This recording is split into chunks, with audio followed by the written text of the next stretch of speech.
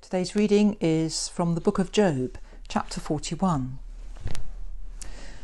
From my few years of learning Latin, I remember that the way you could start a question would show whether you expected the answer yes or no.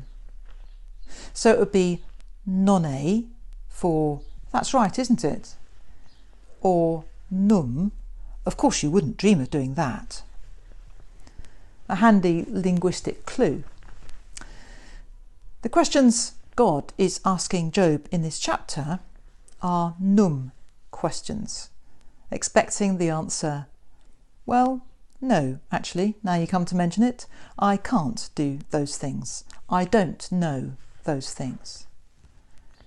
There are chapters more of these questions that God asks Job, and they're all num questions. You can't do this, can you? No, I can't. Can you draw out Leviathan with a fish hook? This is a question that's almost a joke, a ridicule. A fish hook would not be adequate for Leviathan, who was a mythical sea monster, a many-headed creature of terrible reputation.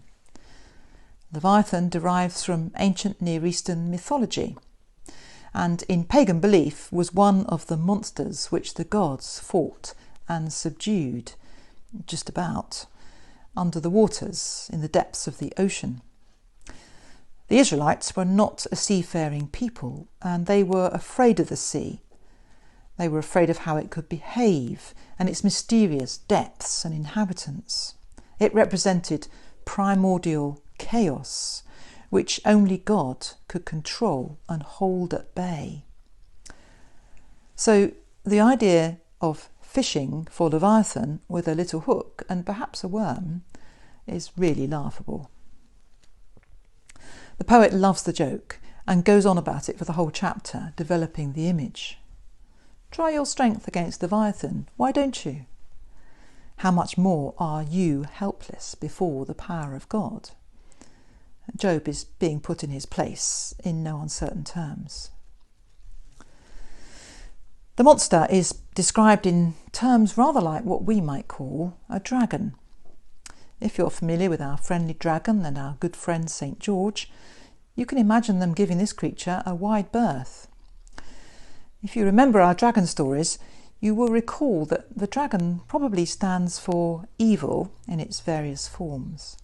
And the same goes for Leviathan, personifying or exemplifying the forces of evil, which are scarcely to be controlled, even with all the power of the gods. Yahweh, though, the God of Israel, is clearly master of this terrifying beast. It's a creature, part of the created world, under the lordship of God. God's power over even Leviathan is not contested. It is the power of God over the forces of evil. At the end of the chapter, Job responds, I know that you can do all things. Jesus demonstrated this power in his ministry when he cast out demons. His enemies tried to claim that he was using the power of Satan to do it, but he pointed out how silly that was. Satan cannot be divided against himself. The balance of power then in the world is not equal. It's not a yin-yang situation. Evil often appears stronger, but in fact good is far more powerful. We see that in the resurrection of Christ, which enables us to believe in the ultimate triumph of God over evil, over death, over suffering, crying and pain. We are pretty helpless, like Job with Leviathan. But God is not helpless. And what's more, God has an extraordinary way of turning weakness into strength.